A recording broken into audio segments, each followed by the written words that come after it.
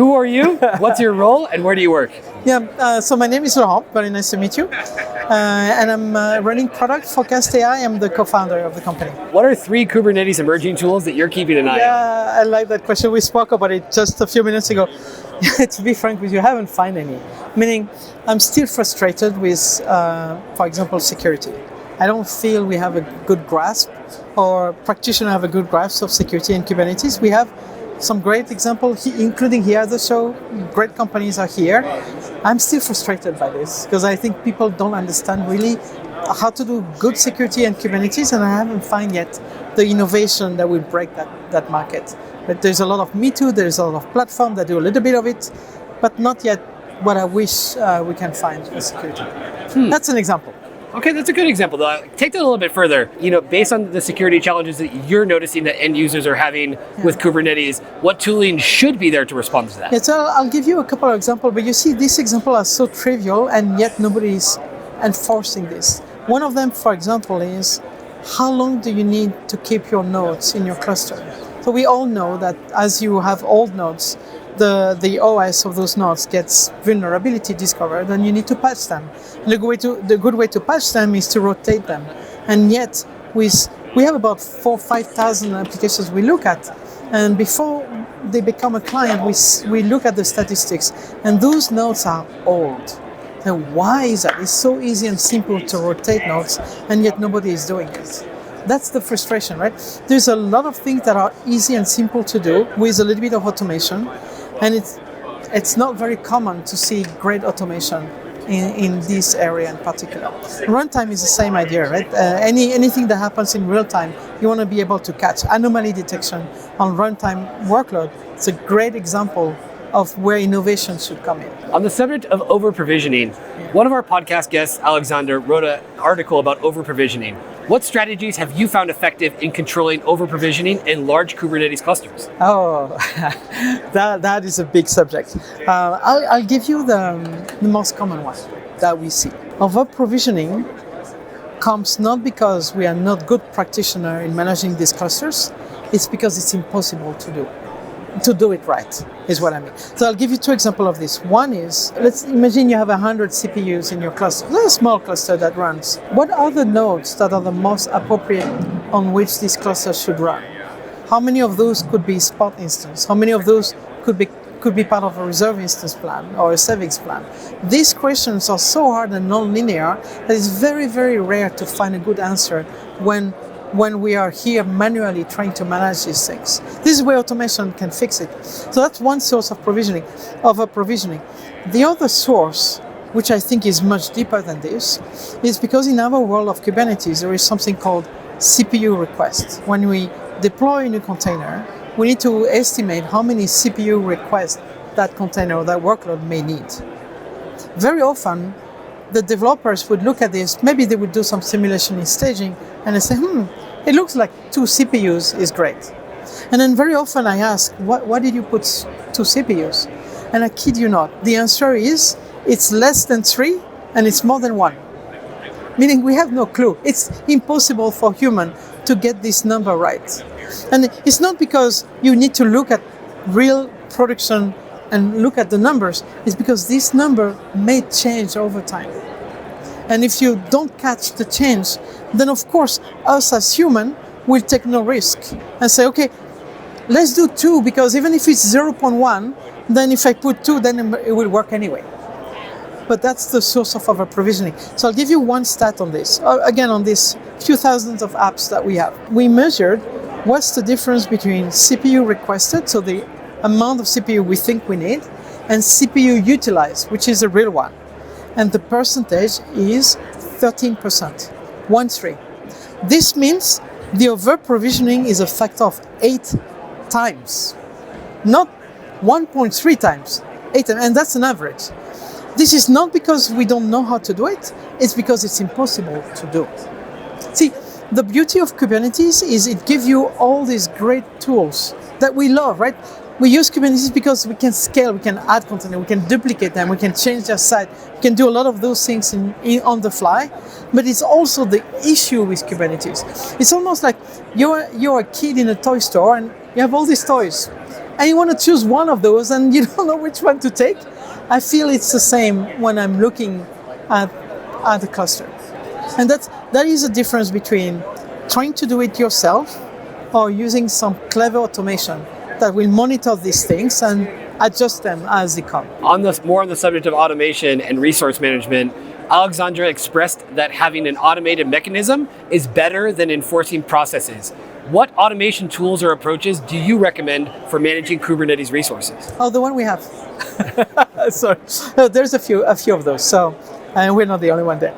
A few of those. First, bin packing is a great source of optimization. And bin packing is necessary. Your application grow over time during the day, and then most of the time at night you have less users, so you have a smaller need of compute, right? So it's like this. It's a curve like this. It's low during the night, goes up during the day, and goes low again during the night. Well, this is great. We all know how to go up. We just add machines. That anybody can do. It's a simple mechanism. The difficulty is, how do you eliminate them? How do you follow that curve of utilization? Which machine is getting kind of empty but not really, meaning you still have some containers to move around so you can empty that machine and then delete it from your cluster because you don't need them. Well, you have to be very, very clever in that decision. Which of these workloads can I move? Are they stateful or stateless? Are they critical or are they highly replicated? You can see if they're highly replicated, then you probably don't take a lot of risk. If you move 10% of those, who cares? You have the other 90% that are still running. And so you have no interruption of service when you do this. Bin packing is probably one of the most complex mathematical functions to fix because it's non-linear. You have to do permutations, simulations. Do you start by the most expensive machine? Do you start by the one that is the most empty? Yeah, but starting by the most expensive may be clever because it's the most expensive. But if it's busy, then you have too many things to move and you may risk an interruption of service. So this is where typical nonlinear AI engine works very, very well. Because you can train an engine to identify and fix a problem that have many, many variables and do a lot of permutation to find the model that wins the battle of bin packing.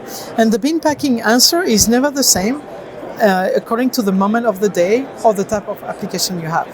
So it really is something that applies very closely to your app itself. So, sorry, it's a long answer. Bin packing is a great place of automation. I have another one that is probably as important.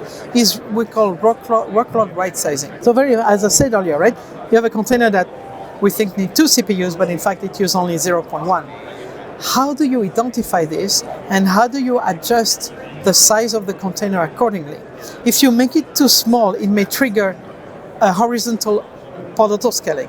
VPA and HPA are going to collide if you play one without playing the other. So that's again another source of non-linear problem that you can solve with, let's say, clever non-linear solutions like an AI engine. That's one of the solutions we have. The clever workload right sizing is the one that will reduce the size or increase the size, but it's talking both to the HPA so it doesn't trigger artificially an instability by creating more duplicates if you reduce the CPU too much. But also, if you reduce the CPU a lot, because for good reasons, just because it doesn't need any, then you want to trigger a new bin packing because that's where the cost optimization will come from. See, if you have a lot of nodes and they are empty, well, you still pay for them. So if you empty the nodes, you want to cleverly trigger a bin packing so you can eliminate that node from your cluster. You see how all these things work together, right? Workload right sizing works extremely well when you connect it or you synchronize it with a smart autoscaler that as soon as it sees some node getting empty, will do a simulation of which one it can eliminate first. And think that you need to do 100 of those per second on 10,000 of those pods that you may have in your cluster, and you start to realize automation is probably the only way to solve the problem. So that's how I treat automation. And a lot of people are sometimes reluctant, say, oh, wait a minute, you're going to touch my cluster. What's happening there? Yeah, well, we're touching your cluster to make it run much better, much more efficient. The efficiency can translate into cost optimization. It can also translate into performance. I mean, think about it. If one workload doesn't have enough memory, you're going to have what we call OOM kill, out of memory kills. This is a disaster in our world because the workload will start. When that happens, great. Then let's ask workload right sizing to also increase resources when you need to increase them. You see how interconnected all these things are, and that's why there are so many variables, the autoscaler side, the workload right sizing side, whether you have enough compute or too many compute, CPU, memory, network, storage. Combine all of this to a smart automation engine, and you are getting something that is so much more efficient than what you had before. That's why I'm excited. On the topic of observability and monitoring, our podcast guest Miguel explained that while monitoring deals with problems that we can anticipate, for example, a disk running out of space, observability goes beyond that and addresses questions you didn't even know you needed to ask. Does this statement match your experience in adopting observability in your stack? Monitoring is probably an old concept of linear machines. Observability is a more clever way of monitoring things. You observe instead of monitor. The English word have a lot of meaning there. But in my mind, it's useless if you don't do anything about it. This is where automation is I think the way to go. Why do you monitor or observe if you have a machine that can do that for you and fix it as it needs to? See, my goal in life is not to have a dashboard with a lot of red alerts. My goal in life is to see an entity that is making the red green as soon as it happens. This is the example I was telling you earlier about workload right sizing, where you have an OM kills. I understand it's great to see them on a beautiful dashboard, but it's a lot better if you don't have any. And that's what automation fixes. So for me, the monitoring and observability is kind of the yesterday thing, meaning it's after the fact. You can say observability is clever in that way, but applying automation, feeding a clever engine, a smart engine from this observability is, I think, the next level, or the level that comes next. That's what we do. That's why I started the company. Kubernetes turned 10 years old this year. What do you think we can expect in the next 10 years? Kubernetes will be a success when we stop talking about it. What I mean is, as soon as you start to have this orchestration platform that becomes fully autonomous, then it starts to stop being a thing, because that thing manages itself by itself. Like, remember, 10 years ago, we used to say, oh, we need to manage these VMs. If one disappears, we need to add another one. And then AWS came in and said, well, we don't need to have a data center anymore. If you need another one, you'll have another one in 2 minutes. And it stopped being a thing.